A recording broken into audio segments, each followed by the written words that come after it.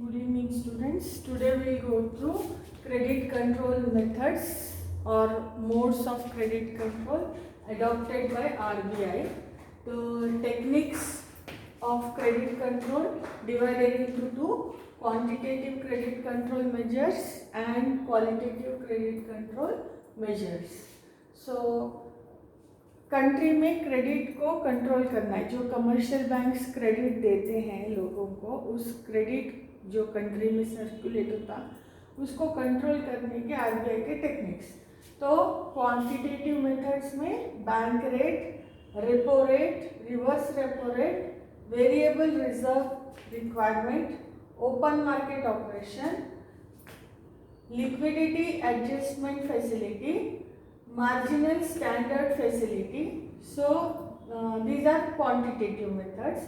Then qualitative is like giving directions, rationing मतलब कितना किसको देना, margin requirement को बढ़ाना, या फिर moral suasion. Moral suasion मतलब मीटिंग कंडक्ट करके एडवाइस करना. एडवाइस मान भी सकते, नहीं भी मान सकते, लेकिन आरबीआई क्योंकि लीडर है तो आरबीआई की बात कमर्शियल बैंक टाल नहीं सकते. So let us go through the first quantitative method, that is bank rate measure और bank rate technique. It simply means the rate at which the central bank of the country makes advances to banks. मतलब advances का मतलब है loans. जो भी loans देते हैं क्या रेट पे देते हैं, कौन सा बैंक रेट क्या है. तो जो भी कमर्शियल बैंक्स को एडवांसेस आरबीआई देता है उसके लिए शॉर्ट टर्म लोन्स को एडवांसेस बोलते हैं. तो वो देने के लिए क्या रेट ऑफ इंटरेस्ट या बैंक रेट क्या होगा तो उसके बारे में. तो यहाँ पर या फिर बैंक्स अगेंस्ट अप्रूव्ड सिक्योरिटीज और रीडिस्काउंटिंग ऑफ बिल्स. जो बिल्स होते हैं कमर्शियल बैंक्स आरबीआई के पास फिर से रीडिस्काउंट करते हैं, बिल्स ऑफ एक्सचेंज, उसका क्या रेट होगा, या कोई पेपर को डिस्काउंट करना है तो वो rate at which the advances are given, rate at which the bills are rediscounted, उसको बैंक रेट बोलते हैं. अब ये purpose of change in the rate क्या है कि ये बैंक रेट को कम या ज़्यादा करके आरबीआई क्या चाहती है कि क्रेडिट को कंट्रोल करे.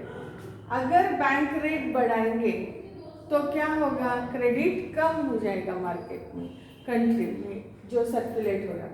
और बैंक रेट अगर कम करेंगे तो क्रेडिट सर्कुलेशन बढ़ेगा.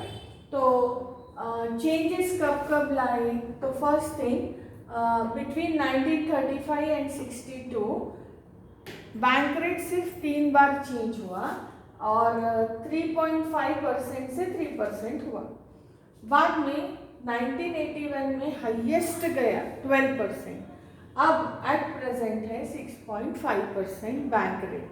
तो ये है बैंक रेट के बारे में. अभी next repo and reverse repo rate. Repo and reverse repo rate में repo is a transaction wherein securities are sold by RBI and repurchased by RBI. RBI securities को बेचती है तो सिक्योरिटीज देंगी तो आरबीआई के पास कमर्शियल बैंक से पैसा आएगा, और जब आरबीआई खरीदती है तो क्या होगा, कमर्शियल बैंक्स के पास पैसा जाएगा. तो लेकिन क्या रेट पे खरीदना और बेचना होता है उसको बोलते हैं फिक्स्ड प्राइस. जो होता है मतलब जो रेट से खरीदते हैं या बेचते हैं उसको बोलते हैं रिपो और एंड रिवर्स रेपो रेट. तो fixed price is determined in context of interest rate. Interest rate को ही क्या बोलते हैं, आरबीआई का ये रेपो रेट. तो rate is relevant for banks because they need funds. ये जो रिपो रेट डिसाइड करना बैंक्स के लिए बहुत इम्पोर्टेंट है क्योंकि उसी आधार पे फंड्स बोरो करते हैं आरबीआई से. तो उनको क्या रेट देना पड़ेगा। अगर रिपो रेट ज़्यादा है तो फंड्स कॉस्टली हो जाएंगे, अगर फंड्स कॉस्टली हो जाएंगे तो कमर्शियल बैंक्स कॉमन मैन के लिए भी कर्जा महंगा कर देगी। और अगर रिपो रेट कम है तो क्या होगा, सस्ते में बोरो करेंगे आरबीआई से तो लोगों को भी लोन सस्ता दे सकते हैं। तो लोन एक्सपेंसिव हुआ तो क्रेडिट कंट्रोल हो जाएगा, लोन सस्ता हो गया तो क्रेडिट बढ़ जाएगा। लोअर द रेपो रेट क्या होगा, funds become lower less costly. And reverse repo rate के लिए होता है, अगर कमर्शियल बैंक्स के पास पैसा ज़्यादा है तो वो लोग आरबीआई में जमा कर देते हैं, मतलब आरबीआई रीपरचेज करती है, तो एक्सेस मनी वो लोग आरबीआई के पास रख सकते हैं और उनको फिर उस पर क्या मिलता है, रिवर्स रेपो रेट। तो एट प्रेजेंट रेपो रेट क्या है 6.25, मतलब आरबीआई से लोन लेना है तो बैंक्स को या बोरो करना है तो 6.25 देना पड़ेगा।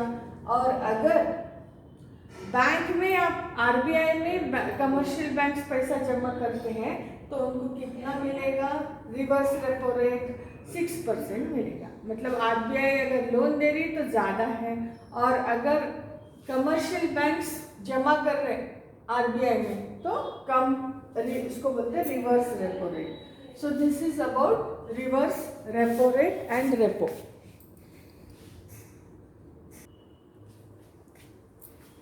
Now the third quantitative method of credit control by RBI is variable cash reserve ratio. Variable cash reserve ratio, central bank what will it do, cash reserve position जो कमर्शियल बैंक्स के पास रहती उस कैश रिजर्व पोजीशन को change कर देती, जिससे कि credit creation की जो कमर्शियल बैंक्स की कैपेसिटी है वो चेंज हो सकती। तो यहाँ पर क्या करेंगे, जैसे कि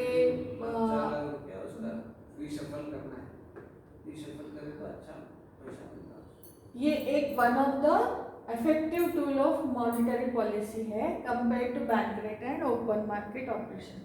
bank rate open market operations क्या करते हैं, कमर्शियल बैंक्स का कैश रिजर्व को इनडायरेक्टली चेंज करते हैं, लेकिन variable cash reserve ratio directly cash reserve में चेंजेस लाता।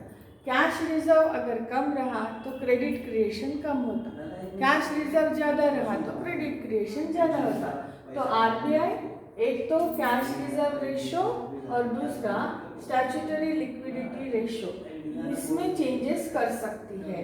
तो सीआरआर कैश रिजर्व रेशियो, जो भी बैंक्स के पास डिपॉजिट्स होते हैं, डिमांड डिपॉजिट्स, टाइम डिपॉजिट्स, उसमें से कुछ परसेंटेज आरबीआई के पास रखना पड़ता, किनको, कमर्शियल बैंक्स को। तो अगर वो percentage of CRR cash reserve ratio अगर बढ़ा दिए तो क्रेडिट क्रिएशन कम हो जाता, और अगर सीआरआर को कम कर दिए तो क्रेडिट क्रिएशन बढ़ जाता। तो इस तरीके से आरबीआई कमर्शियल बैंक्स का क्रेडिट क्रिएशन को रोक सकती है या कंट्रोल कर सकती है। तो सीआरआर अभी एट प्रेजेंट क्या है 4%, सो 3 to 15% के बीच में चेंजेस कर सकते थे, लेकिन अभी प्रेजेंट क्या है सीआरआर 4% है। अगर 3% हो जाता तो इतना इफेक्टिव इंस्ट्रूमेंट नहीं बनेगा। स्टैट्यूटरी लिक्विडिटी रेशियो मतलब इतना लिक्विड कैश तो रहना ही है। अगर 100 रुपये का डिपॉजिट है तो 20 रुपये तो लिक्विड कैश मेंटेन करना है अपार्ट फ्रॉम सीआरआर। ये आरबीआई को नहीं भेजता, लेकिन कमर्शियल बैंक्स को अपने पास हर 100 रुपये पे 20 रुपये तो लिक्विड कैश में रखना है। कोई भी सडन पूछा तो देने को आना। तो स्टैट्यूटरी लिक्विडिटी रेशियो पहले 20% था, अब 19.5% है। तो सीआरआर को कम ज़्यादा करके या एसएलआर को कम ज़्यादा करके आरबीआई कमर्शियल बैंक्स का क्रेडिट क्रिएशन को कंट्रोल कर सकते हैं। नेक्स्ट मेथड है ओपन मार्केट ऑपरेशंस में गवर्नमेंट के जो भी सिक्योरिटीज होते हैं या फिर फॉरेन एक्सचेंज बोलो या फिर गोल्ड बोलो, लेकिन मोस्टली तो गवर्नमेंट के सिक्योरिटीज को बेचना और खरीदना आरबीआई करती है on behalf of the government. तो ये सिक्योरिटीज खरीदने से, तो खरीदेंगे तो क्या करना पड़ेगा, पैसा मार्केट में देना पड़ेगा। कमर्शियल बैंक से सिक्योरिटीज खरीदेंगे तो पैसा मार्केट में देना पड़ेगा, तो क्रेडिट क्रिएशन बढ़ेगा। अगर बेचे तो मार्केट में से पैसा आरबीआई ले लेती है कमर्शियल बैंक से, तो कॉन्ट्रैक्ट हो जाता है क्रेडिट। तो इस तरीके से, तो it refers to broadly speaking purchase and sale by the central bank variety of assets like foreign exchange, gold, government securities and even company shares। लेकिन इन प्रैक्टिस गवर्नमेंट सिक्योरिटीज की ही बात होती है।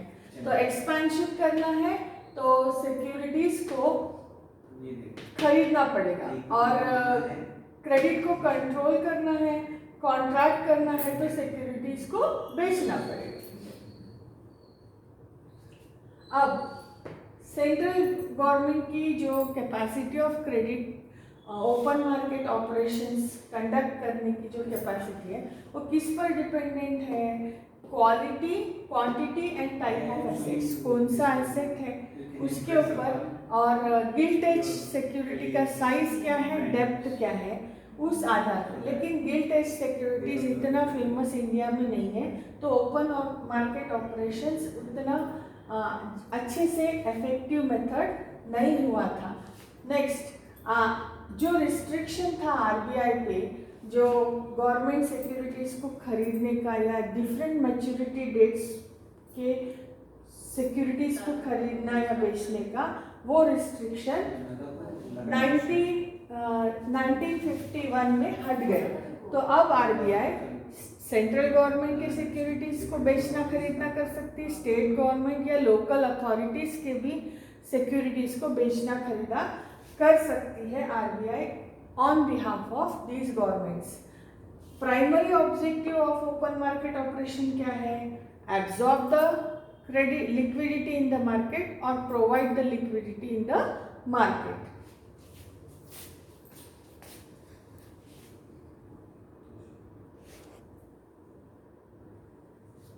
ऑन करें, हाँ। The remaining part will be given in the next video.